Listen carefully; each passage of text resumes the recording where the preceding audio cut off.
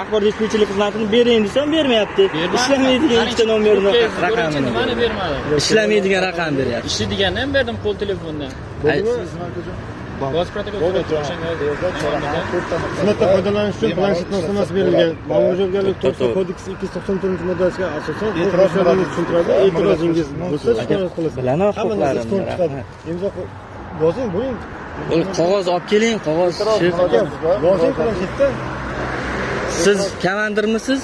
Aka, Katta inspektor. katta inspektor. Bunga shunaqa buyruq beryapsiz. Mani shopirni aytgani inobatga olinmaydi, shunda to'g'rimi? Planshetga yoz deb turib, to'g'rimi? Men sizdan so'rayapman.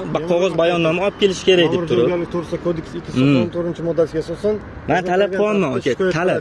Shikoyatlar ko'rib chiqiladi. Qog'oz protokol xizmatdan foydalanish uchun berilgan planshet ikkalasi bir xil huquqiy oqibat keltirib chiqadi. Siz aybli bo'lsangiz qaror qabul qilasiz. Rahmat. Aybsiz bo'lsangiz bayonnoma kerakli tartibda O'sha narsa. Men ishonmayman emasman. Har xil odam bor aka. Planshetga ishonadigan bor, ishonmaydigan. Men eskina odamman aka. Planshet nimaligini tushunmayman. O'shaning uchun qog'oz bayonnoma olib kelsin aka. Qog'ozga olib kelsin bo'ldi.